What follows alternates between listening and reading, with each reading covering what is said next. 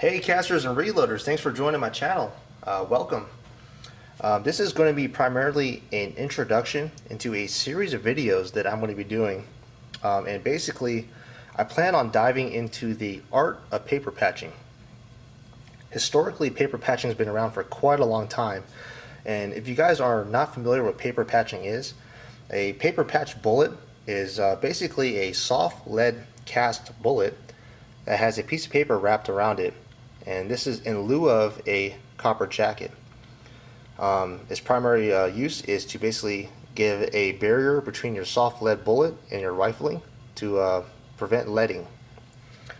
Now, like I said, historically paper patching has been around for a long time. It was primarily used in a lot of black powder cartridges, and even back in the 1870s when the Sharps Rifle Company actually supplied ammunition to the public, its primary bullet was a paper patch bullet. So there is a lot of old folk out there that know of this art and swear by it being a more accurate bullet than a lot of the Full Metal Jacket. And I could kind of contest to this, as my uncle used to shoot competition long range, and his primary gun that he shot was a K31, which is chambered in 7.5 Swiss.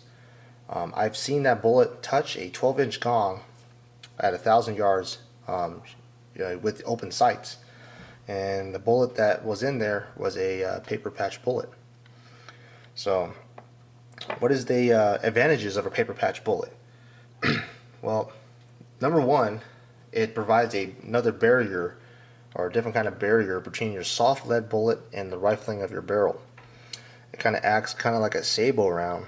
So as your bullet goes down the bore, it's riding on the paper instead of the lead, so none of the lead gets deposited. Number two, which is I think the most important, you're able to use Full Metal Jacket load data.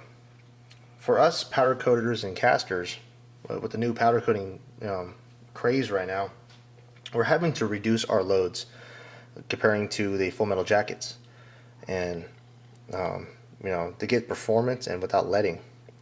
Now with a paper patch bullet, you don't have to reduce the loads. You can actually use the jacketed bullet, Full Metal Jacket bullet load data, and go off of that. Of course, looking at pressure signs. Again, doing your own research. Well, what's another advantage about a paper patch bullet? I think for sure this is a big plus, is that you're able to use soft lead bullets. So you don't have to be alloying your lead alloys to get a harder bullet for it to shoot faster. With a paper patch bullet such as this one, you're able to shoot just regular plumber's lead or just regular pure lead, 6 BHN, and for instance this one being a will weight, 10 BHN, 10 to 11 BHN, air cooled. With the paper patch around the bullet, I don't have leading at all. And on my previous videos, I kind of hinted and showed it performing out of my 30-06 rifle and smacking a IPSC target with some authority. Now, I've been doing kind of load development off camera, and like I said, I think I kind of got it dialed in, and I'm going to show you guys in a series of videos of what I'm doing. The bullet that I am shooting is a 230 grain Lee bullet. This is a cast tumble loop design with the bow tail, and I chose this bullet primarily because of two things. I wanted to mate two of my passions together, and one of them being long range shooting.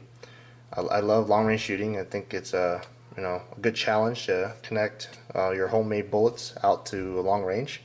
And recently I got into casting, so I kind of wanted to mate those two together and show you guys that cast lead bullets can go far range. Now there's other content creators out there such as Coach Brothers Firearm. Those guys are awesome. I highly recommend checking out that channel. Recently they developed a 308 bullet, a traditional lubed bullet, gas checked, and shot that out to 600 yards. Really awesome. Those guys did a great job. So I kind of wanted to go back and kind of do the same thing, except I don't have a 308. I got a 30-06, but I wanted to step back into historic roots and try paper patching. Now, there is a lot of factors involved. It's a whole different ball game with paper patch bullets. The size of your paper itself, the thickness could throw your groups off. And I think a lot of people stray away from it because of how tedious it is to actually make a bullet like this. And you know, there's not many content creators out there here on YouTube that actually show the process of making a paper patch bullet. I believe there's only one, and I think that was Manny CA. But there's also a lot of great information on Cat's Bullets forum. I'm more of a visual, hands-on learner, so I think what I can show you guys might help out if you're interested. Other than that, I want to kind of reach out to you folk and see what you think. If there's any ideas or if this is something you're interested in, please put a comment below and let me know, you know, if this is something you guys want to see. Like I said, I want to shoot long range with these bullets, hopefully 800 yards, maybe 1,000, who knows. But if you guys are interested in the process of how these are made, let's go ahead and we'll talk about it. Other than that, I could kind of give you a gist of what I'm doing, the powder I'm using, overall length, and maybe a little tip here and there for now on the short video. The powder I'm using is Hodgdon Superformance. It's kind of a newer powder out there. If you guys kind of got the newer load manuals, you can see that this powder listed is giving some crazy velocities. It's a unique powder in the fact that it doesn't have a sharp pressure curve like most powders do. It actually stacks and builds pressure as the powder charge goes up. It's a very slow burning powder. It's above Reloader 22 and it's just under Hodgdon 4831 SC.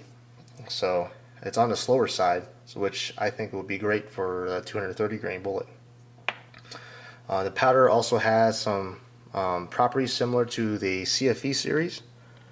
It does have the copper file eraser and also the flash suppressant, and it looks very similar to CFE 223, except that the spherical granules are different sizes, which I think is what's causing that powder to stack or gradually go up as far as a pressure curve. Other than that, I am starting out at 51.5 grains, and that was basically what I was shooting at those IPSC targets. I currently chrono those at 20, just under 200 FPS. They're sitting at 2196, and I'm going to go up in 0.5 grain increments and shoot those for groups. But the overall length for paper patch bullets is a little different. You actually want to jam your lands. From my uncle's experience and kind of reading other people's too, you want it to slightly jam the lands where you have a little bit of pressure when you cam over your bolt. This supposedly is giving the best accuracy instead of it jumping the lands. For me, my overall length, using my Hornady comparator tool for my bolt action Mossberg, is 3.326. So I have these overall lengths set to 2,000ths into the lands. Other than that, guys, like I said, I'm going to be diving into how this is made. Like I said, I am looking for your guys' feedback. Let me know what you think and what you want to see. Well, guys, I'll catch you guys in the next video. Like I said, this is a little short introduction, and I'll be looking forward to your comments. Thanks for watching. I'll catch you guys in the next video.